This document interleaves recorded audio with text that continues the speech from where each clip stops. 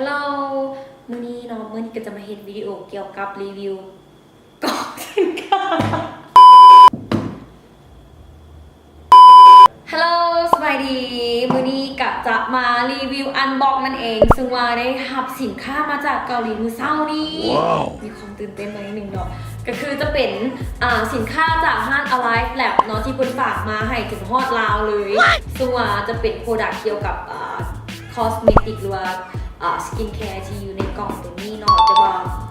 ก็ยังไม่ได้แกะคือกันแต่จะมาแกะพร้อมๆกันนะว่าจะเป็นสินค้าแบบใดเนาะมาแกะพร้อมกันเลย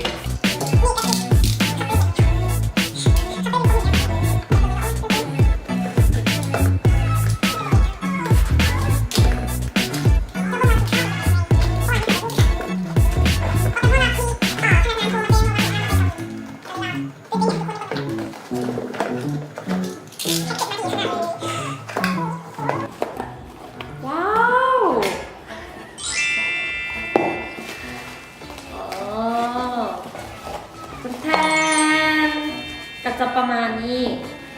เลยเนาะฮะ Alive Lab เนาะที่ว่าสำเนียงชื่อตรงแต่ก็เชื่อตามนี้เลย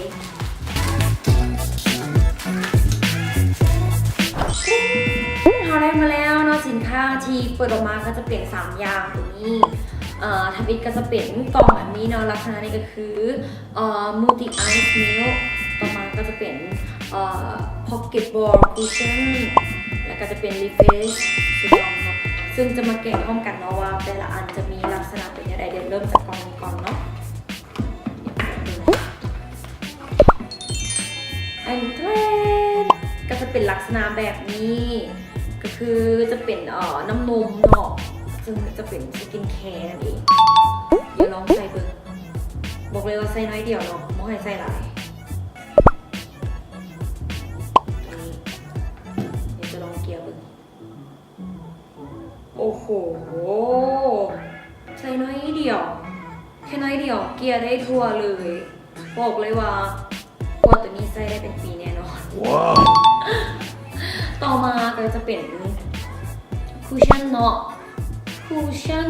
พ็อกเก็ตบอลคุชชั่นตัวนี้ไม่เคยเห็นคุชชั่นที่เป็นลักษณะแบบนี้มาก่อนเดี๋ยวจะลองเบิ่ง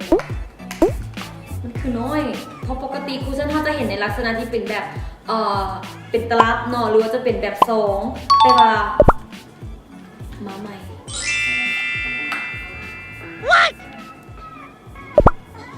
เฮ้ยคุชชั่น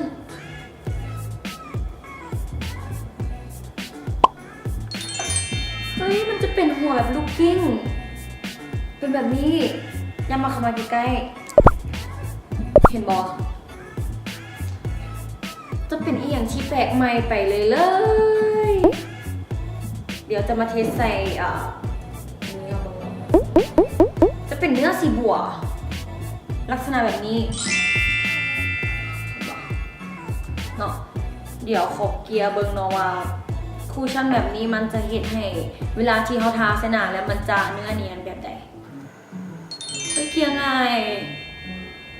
โอ้โหบอกได้เลยว่าไผ่ทีเป็นคนที่มักเกี่ยวกับหน้าไบรท์เนาะ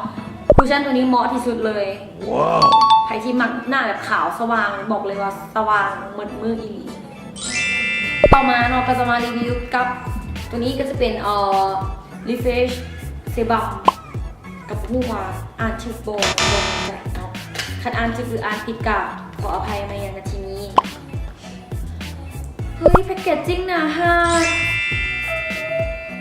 เดี๋ยวเกี่ยวให้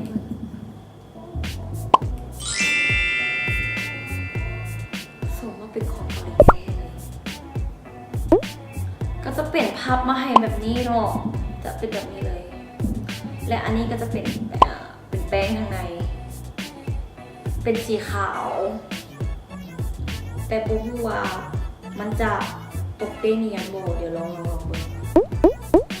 โอ้มันจะเป็นลักษณะแบบว่าเป็นแป้งที่คือจะโบหนาหลายจะเป็นแป้งที่บางๆเนาะคือจะเหมาะสภาพผิวกับคนที่ว่าเป็นคนที่หนาเนียนอยู่แล้วเนาะก็คือจะเหมาะเลยเป็นแบบนี้คือจะ เหมาะพวกที่ว่ามักแต่งหน้าเบาๆคือ everyday look แบบนี้เหมาะที่สุดว้าวคือจะบ่มีกลิ่นน้ำหอมอย่างผสมเนาะฮู้เลยว่าของเพิ่นดีอีหลีเนาะจะบ่มีส่วนผสมของน้ำหอมตัวนี้ก็เฮาได้รีวิวไปทั้ง3อย่างแล้วเนาะซึ่งว่าเพิ่นได้ให้เฮาได้มาได้ทดลองเบิ่งเนาะแต่สำหรับผู้ใดที่ว่าอยากเบิ่งสินค้าอื่นๆเพิ่มเติมเนาะสามารถกดเข้าไปเบิ่งได้ที่ IG ของเพิ่นเนาะที่ทั้งข้างเลยที่จะแปะไว้ทั้งข้างเนาะนอกจากว่า3อย่างนี้เฮาที่เข้าไปเบิ่ง IG เนาะก็จะมีเรื่องของเกี่ยวกับสกินแคร์แล้วพวกของเมคอัพเพิ่มขึ้นมาอีกสำหรับมื้อนี้การรีวิวของเฮาอันบ็อกสิ้นสุดลงแล้วพบกันในคลิปหน้าเด้อบ๊ายบาย